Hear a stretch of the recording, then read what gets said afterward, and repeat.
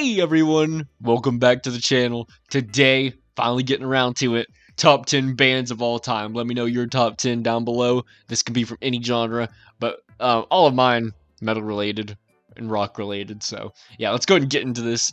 Alright, here we go. I'm never going to waste any of your time. We're just going to jump right in here. So here we go. Number 10, Iron Maiden. I love Iron Maiden's catalog. The 80s albums are amazing. Then you get to the 90s albums, and that's when it starts to kind of get But the 80s albums are so strong here that Iron Maiden just had to make it on my top 10. Because those 80s albums, it's kind of like Metallica. The 80s stuff is just so strong that it carries the rest of the catalog. Or in my case, Load, because I do love me some Load. I will always be a Load fanboy. Don't care what anyone says. I still can't wait for that Load box set. That's going to be amazing. I'm going to own that thing. I don't care if it costs $300. I'm buying that thing. Worth the investment. I've got the money.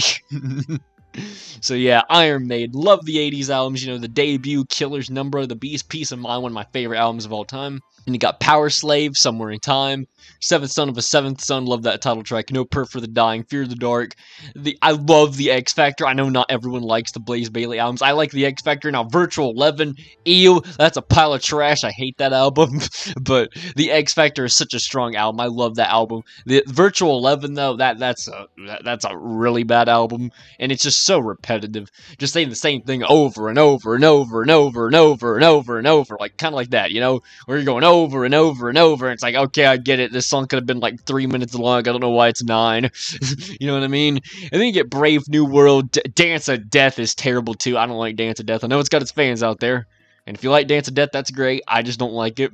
Matter of Life and Death, that's a pretty solid album. The Final Frontier, the epic stuff's not my favorite, but I still think it's very solid, you know? So Iron Maiden, that's coming in at number 10. I just love Iron Maiden. You know, the riffs, the solos, Bruce's vocals, Paul's vocals, Blaze's vocals. I just wish Virtual 11 was a little better, but yeah, I mean, I love Iron Maiden through and through, you know? All the way. All the way. And if Iron Maiden, I know Iron Maiden, I think they might make a new album soon. I heard that somewhere, but I don't know if it's true or not. But yeah, I'd be down to listen to another Iron Maiden album. Why not? Alright, so Iron Maiden coming in, that is my number 10 choice. Alright, so coming in at number 9. This is a legendary band, one of the most influential bands of all time. They've influenced everyone from... Oh, I don't know a band this band hasn't touched, you know what I mean? Because this is just a band that I think even non-rock and metal people know who these dudes are. And of course, I'm talking about Led Zeppelin. That's right. You know they had to be on here somewhere. Because you can't have a top 10 without Led Zeppelin. Now, I love Led Zeppelin 1, Led Zeppelin 2, Led Zeppelin 3, Led Zeppelin 4. House is the Holy, that's a very strong album. But Led Zeppelin's masterpiece for me, personally, will always be Physical Graffiti, because I just love that double album. Every single song off there is just phenomenal. The Rover is one of the most, it's one of the most beautiful and well-constructed songs, it's in my top 10 songs of all time. We'll do that eventually. But yeah, The Rover's in my top 10 songs. If you've never heard that song by Led Zeppelin, just pause the video, go listen to that song, because that is just... That song is just beautiful. I don't care what anyone says. I know people like Stairway. I like Stairway too. But for just The Rover just destroys Stairway if you're comparing the two, in my opinion. Nothing tops The Rover by Led Zeppelin. But yeah, I love all their albums. I will agree that Presence and In Through the Outdoor, those are kind of, I like them, but they're not as strong as the other stuff. And then Coda, that's just kind of a, you know, unreleased thing, kind of. And he's got like some unreleased stuff. That's after the band's already done with. So yeah, you got those albums. I love Led Zeppelin. Go check them out. If for some reason you have never listened to Led Zeppelin, go listen to Led Zeppelin. You're missing out, because that's just really strong rock stuff. And there's a reason people love Led Zeppelin, and there are reasons that, you know, they've inspired generations, and they'll always inspire generations, because no matter what band you talk to, you know, they're going to bring up Led Zeppelin most likely, or they're going to talk about their influences, which their influences were probably influenced by Led Zeppelin. So it kind of all goes back to Led Zeppelin, you know? So yeah, go check Led Zeppelin out. Amazing band. And I'm sure most of you have. Alright, now this next band, now I know people love Nirvana, or Nirvana. I've heard people call them Nirvana, but I know people like Nirvana for grunge. But for me, the #1 grunge band that I love and will always, probably always love. I don't really see anything topping it. As of recording, I'll probably find something shortly after that might pass it, but that's going to be kind of difficult to do. And of course, I'm talking about Alice in Chains. Man, I love Alice in Chains.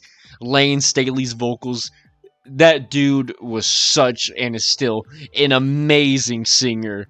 Like, he just has such an amazing voice, such a powerful voice. Even Jerry's voice. I know I didn't really give Jerry credit on my top 10 albums, but yeah, Jerry's got an amazing voice too. I think they're amazing singers, you know? And the whole band is very, very strong. Even their later stuff is strong. I like the later, I almost said Led Zeppelin. I like the later Alice in Chains stuff. I get it if you don't like it, but if you never listened to it, go listen to it. It's really good. I don't think it tops, obviously nothing tops the Lane stuff, which I don't think they're trying to do that. I just think they're trying to carry on, Lane's legacy through Alice in Chains and make some new music. And hey, that new music is really good, so check it out. So, you got Facelift, Dirt, Alice in Chains, Black Gives Way to Blue. That's a really good album. The Devil Put Dinosaurs Here. I think that's a better album than Black Gives Way to Blue. Rainier Fog, which for the longest time I thought was called Rainer Fog. I don't know why. Rainer's... I don't even think Rainer's a word. Hold on, let me look that up. I'm on Google. Hold on. Rainer. Oh, that's a name. Yeah, alright. So Rainer's a name. But I don't know why I thought it was called Rainer Fog for some reason. That doesn't make a lot of sense. But yeah, it's called Rainier Frog. I said Rainier, really? Rainier Frog? Yeah, my favorite Alice in Chains album, Rainier Frog out here. But no, I love Alice in Chains, I just cannot stress enough. Such an amazing grunge band. I love them. Love every single song they've made. And, well, maybe there's a few I don't really care for, like the later stuff. But the later stuff's really good, though. If you've never listened to the later stuff, go check it out. Seriously. Can't stress enough. It's really, really good. So yeah, that's Alice in Chains. I've talked about it in my top 10 albums of all time. Talking about Facelift. I love the Dirt too. I love the self-titled. I love their EPs. Was it Jar of Flies and Sap? Love that stuff. Sap is a very weird EP, and I mean that in a good way, not in a bad way. Sap is just a very it's an experience basically, and I think that's really cool. So yeah, Alice in Chains coming in at number 8. All right, now this next band. Everybody knows this next band.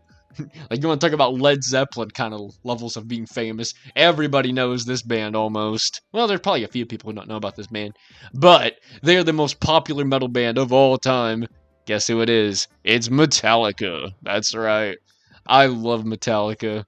And let me just talk about this. So, as of recording, 72 Seasons is not out yet, but I can't wait to check that album out. That album seems really cool.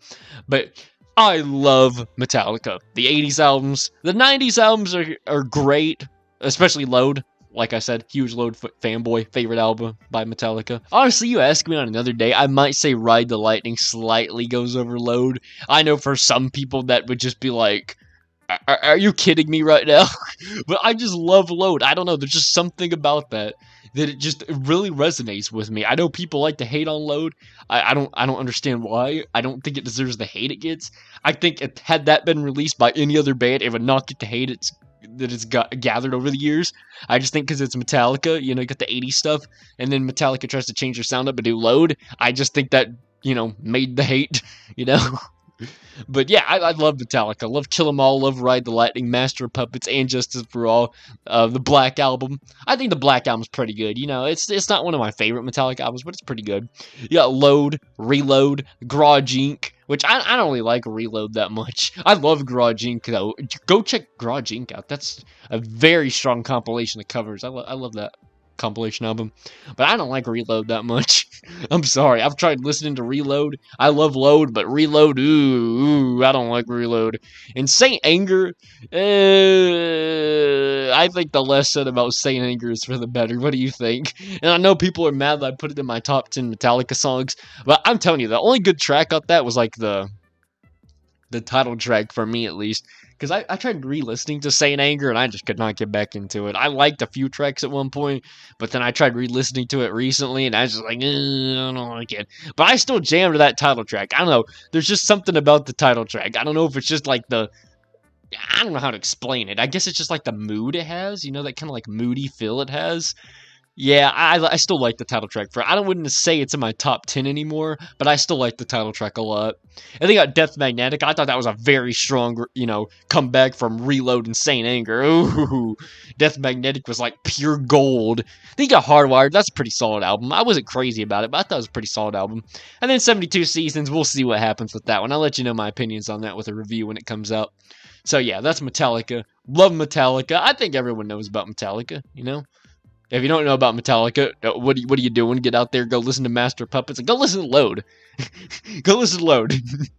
I know I've been saying that for a long time now, but go listen to Load. I'm telling you, it's not that bad.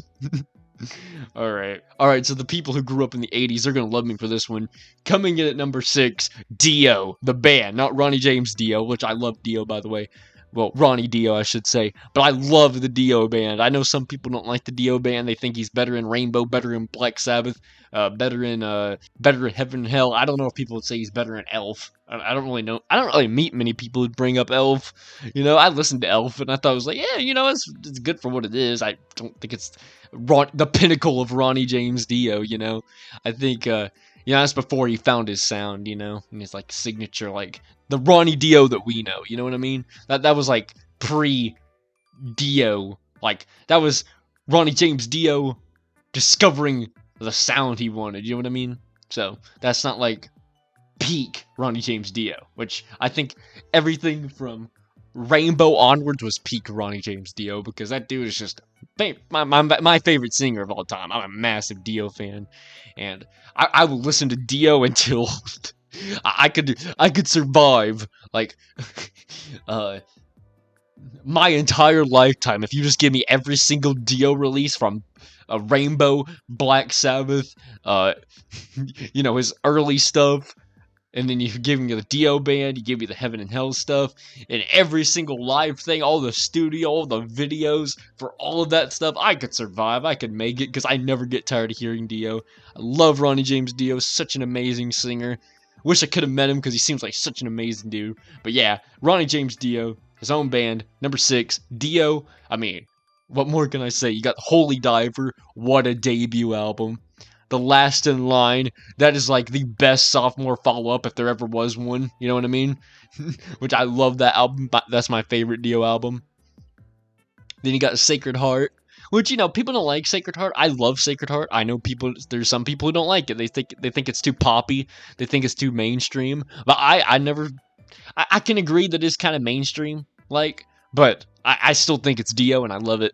And then Dream Evil, that's an even better album than Sacred Heart, because Dream Evil is really, really, really good. Then you got Lock Up the Wolves. Lock Up the Wolves is pretty good. It's not one of my favorite Dio albums, but I still love it a lot.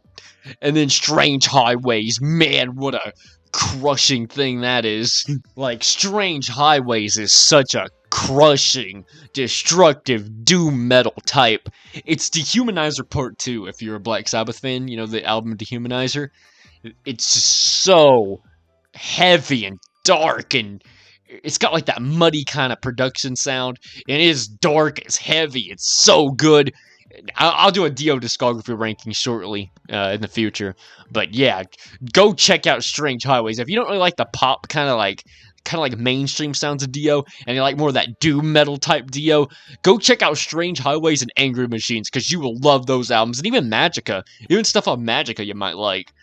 And the later Dio stuff, which is kind of like more Doom-like. It's still kind of upbeat, but it's kind of like more doomy, if that makes sense. But yeah, I think Magic is a great concept album. And I wish he could have made parts 2 and 3, because I would really like to see how that turned out. Because you hear the song Electra that was supposed to be on Magica 2, and man, that's like the last Dio song that, he made before he passed away.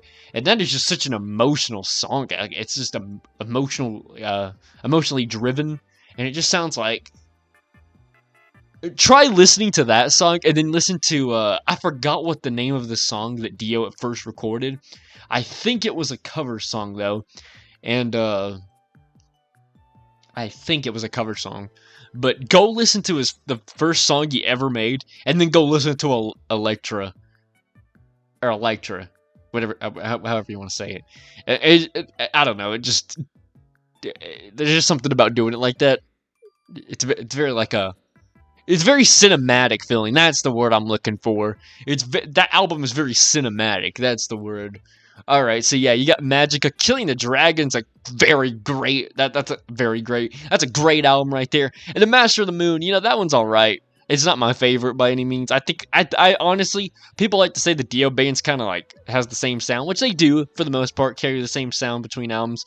And they kind of say it's generic sounding towards the end. Honestly, I don't really feel that until you get to Master of the Moon, because I've listened to that thing like I don't know how many times, and I love Dio. Don't get me wrong, but I can't even remember like half the songs on Master of the Moon. So sorry, Dio.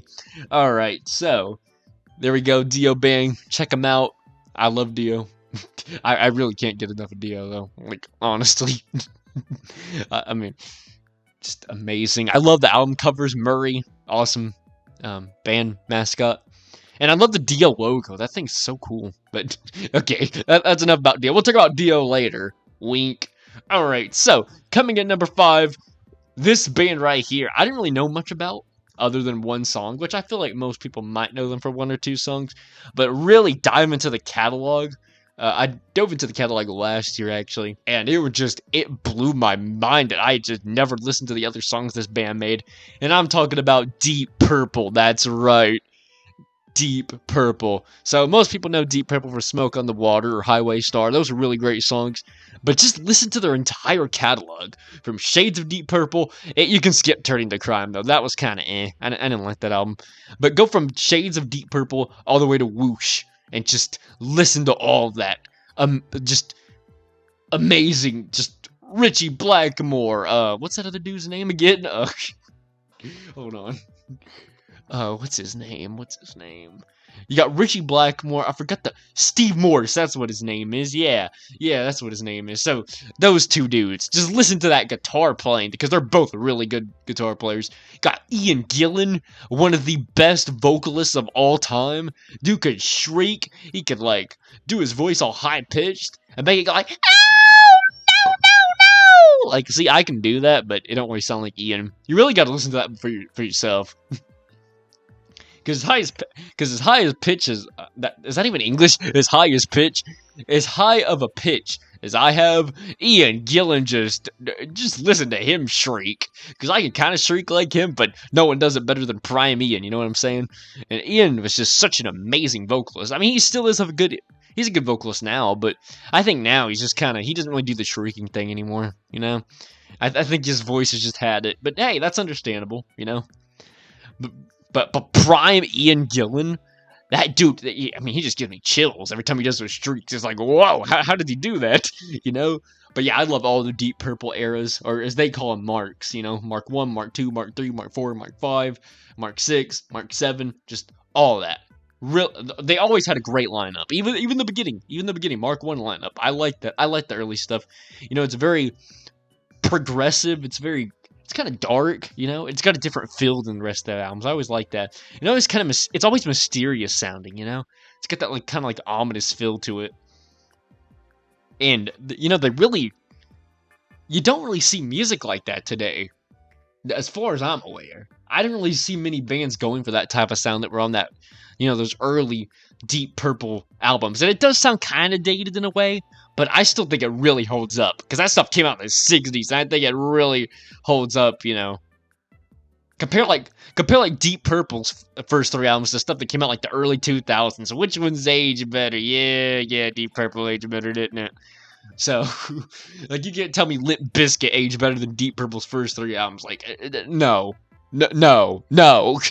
that ain't right. So, yeah, with Deep Purple, you got the first 3 albums. Then you got the Ian Gillan stuff, which is Deep Purple and Rock, Fireball, Machine Head, Who Do We Think We Are? And then you got, the Glenn Hughes era, which, let me make sure I get this information right, because I know some Deep Purple fans out there are going to be like, oh, you're not a true fan. You don't know who's singing on this album, who's singing on that album.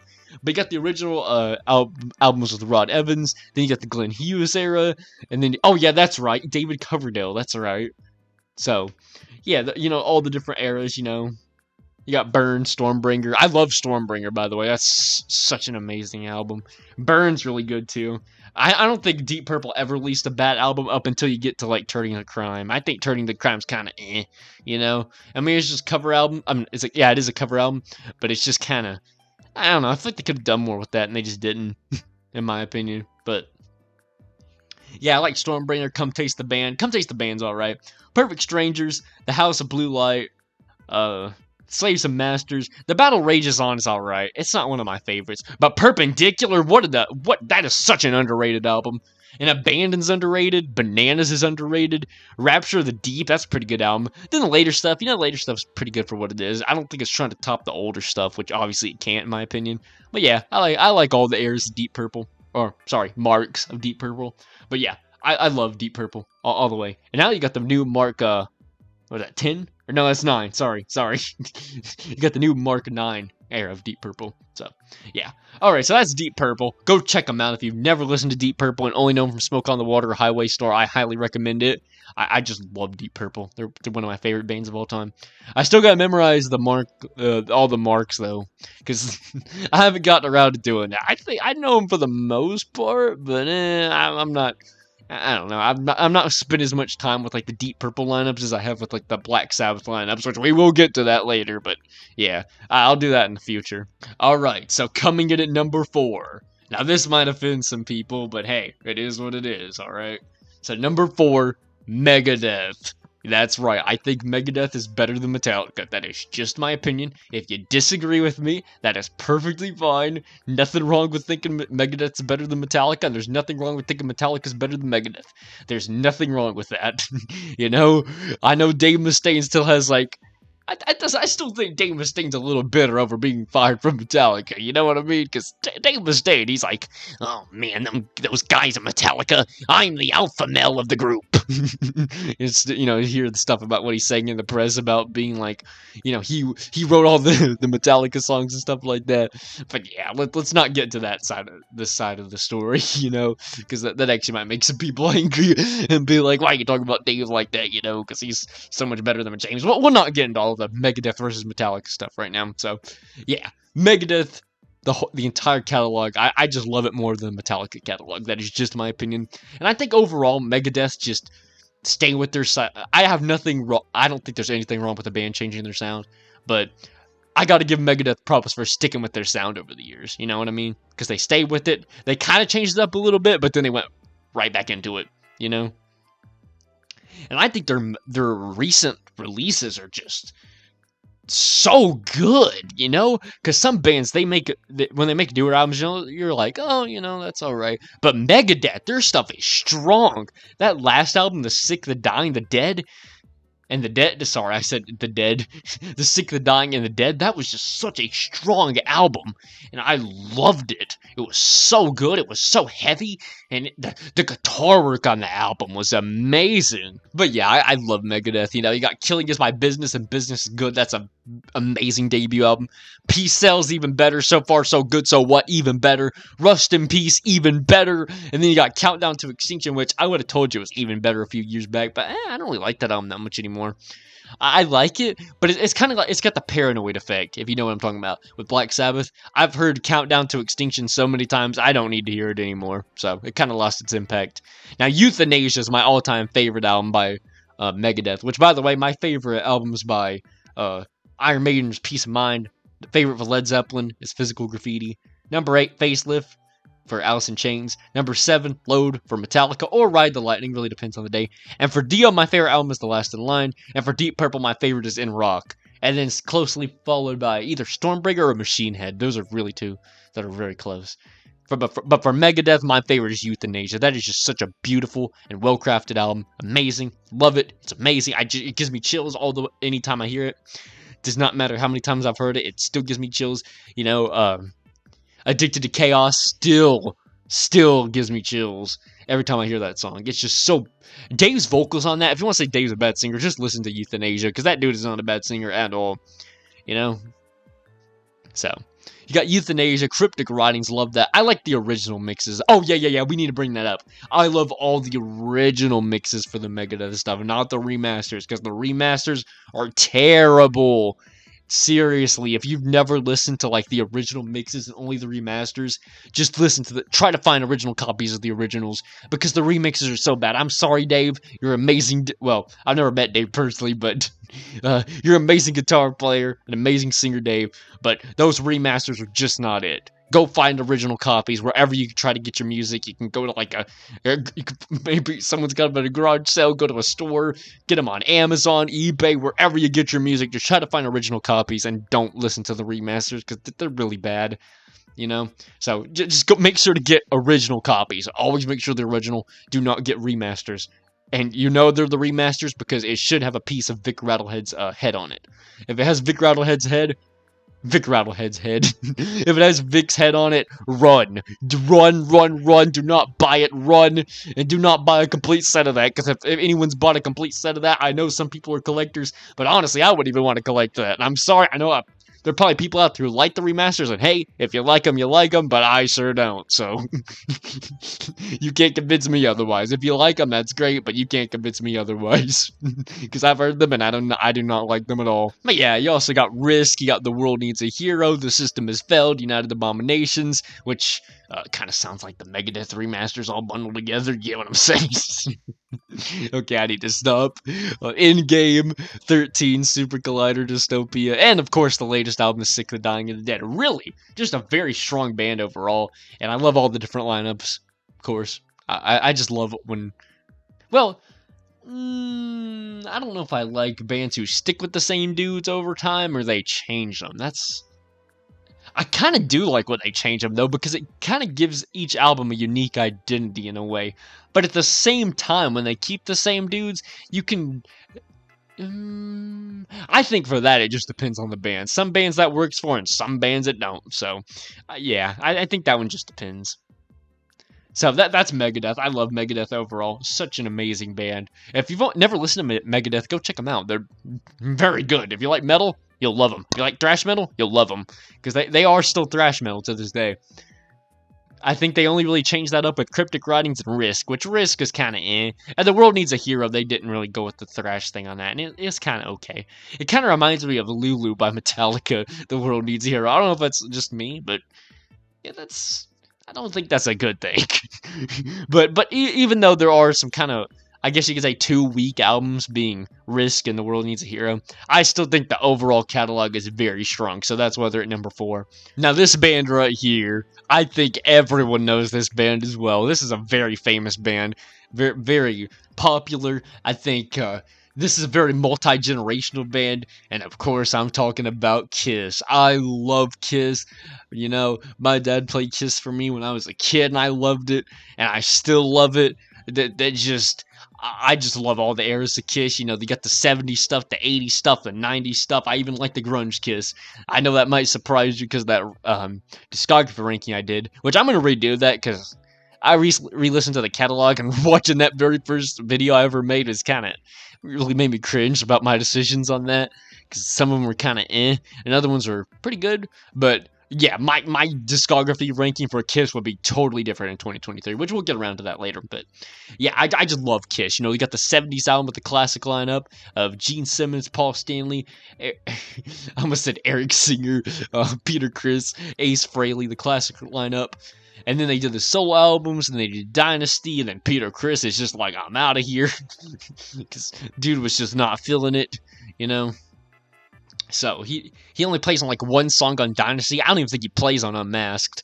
And then they get Eric Carr from Music from the Elder. Sorry, and that album's really grown on me over time. I love that album now.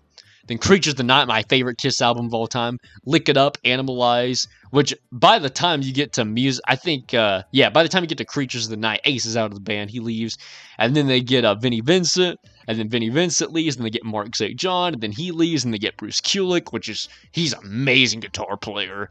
Like, I think he's up there with Ace, that dude can shred, and it sounds amazing.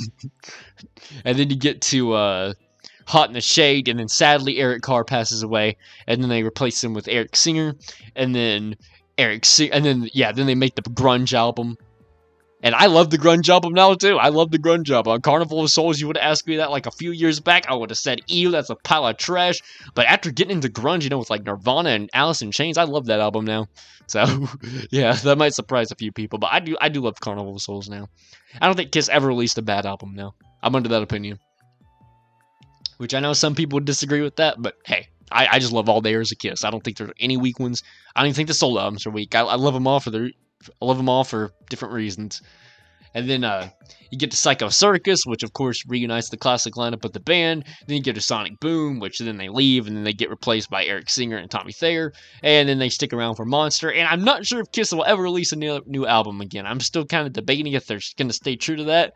I have no idea. And who knows if they're actually going to quit in 2023. I've heard people say they're going to come back in like 2 years or 3 years. I don't know if that's true, but honestly, honestly, I don't want to say they're lying, but they have done that before, but they're like, this is our last tour, then they come back later, you know, kind of like what Motley Crue did, but I don't know. Guess we'll just have to wait and see. But yeah, I just love Kiss overall. I mean, just such an amazing band. I know they're not for everybody. Not everyone likes Kiss, and not everyone likes the political side of Kiss, because I know that's like a big like deal breaker for some Kiss fans. They don't like the political side of the band, which I understand that. If that's the reason why you don't like the band, I understand it. You know, Kiss isn't for everybody.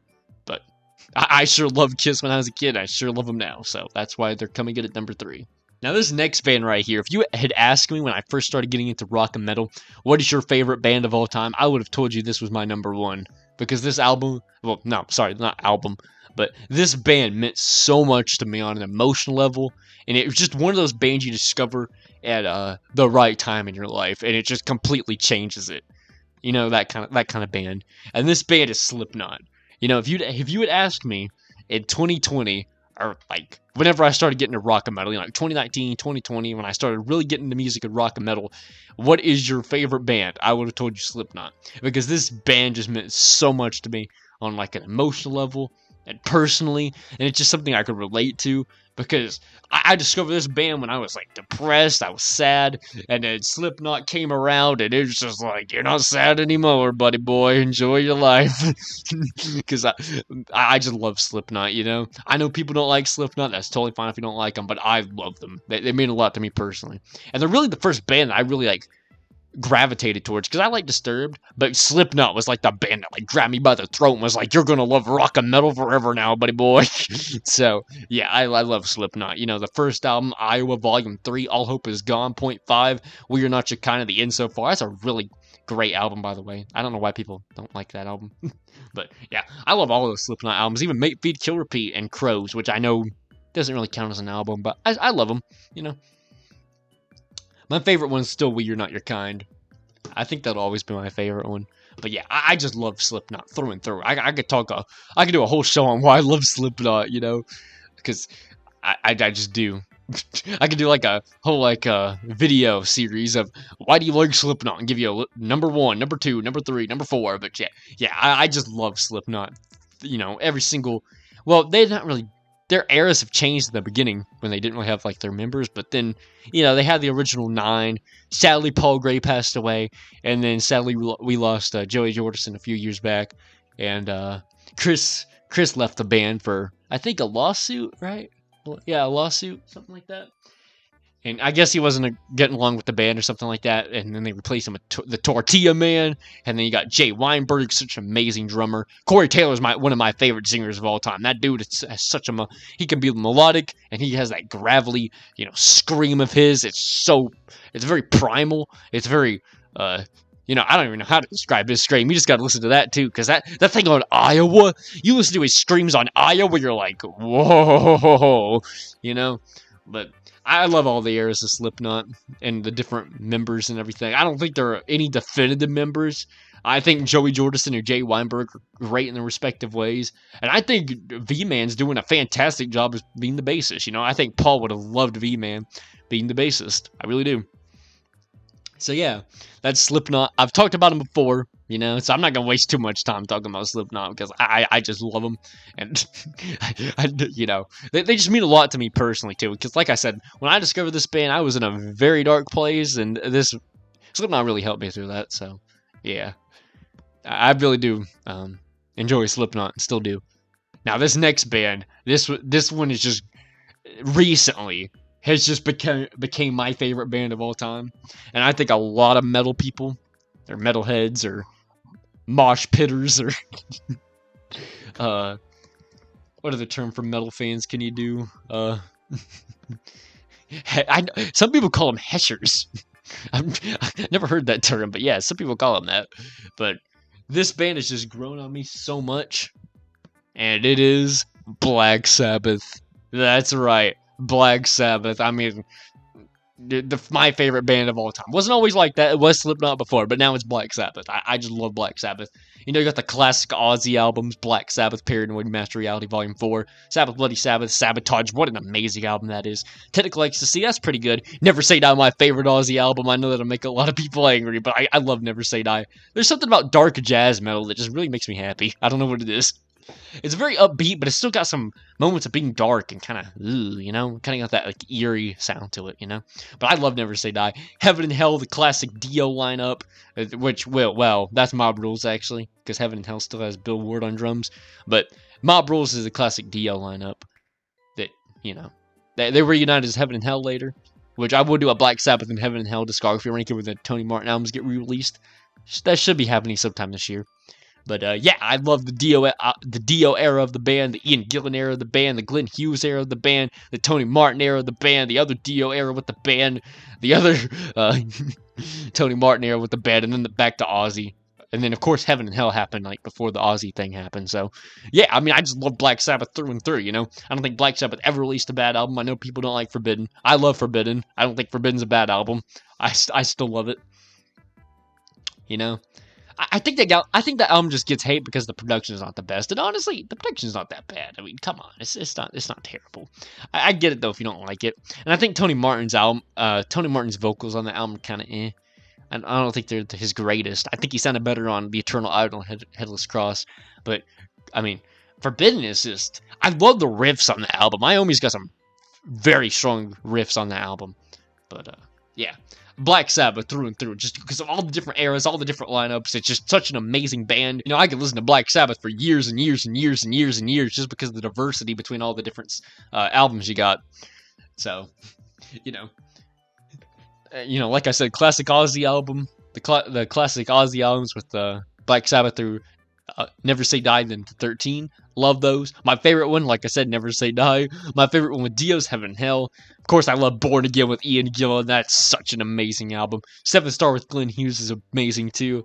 And then my favorite with the Tony Martin era. Right now, it's Headless Cross. But I love the Eternal Idol too. So those could kind of change. But yeah, I will do a discography ranking on Black Sabbath just because that is something I've always wanted to do. And I've been thinking about this recently. I might buy all the Black Sabbath CDs.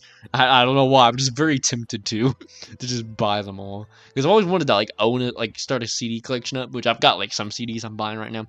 But I've always wanted to like have a complete set of CDs by an artist. So I'm gonna start with Black Sabbath. I mean, that's a great starting point.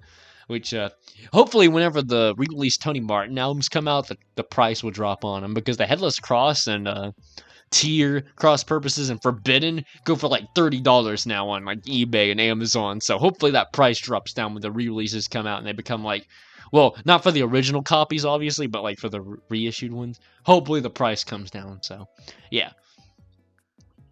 But yeah, I mean that is my top 10 bands of all time. Your list may vary obviously, and I don't think anyone's gonna have the same list as mine or be in the same order as mine. But yeah, I hope you enjoyed listening to me talk about all these bands I love. And make sure to drop a like, subscribe, leave your list down below, and let me know. Oh, yeah. Next band discography ranking will most likely be Dio. And then I might do Kiss, maybe. And then I might do Deep Purple, too. Yeah, it really just depends. But yeah, stay on the lookout for that. And see you dudes later. Take care.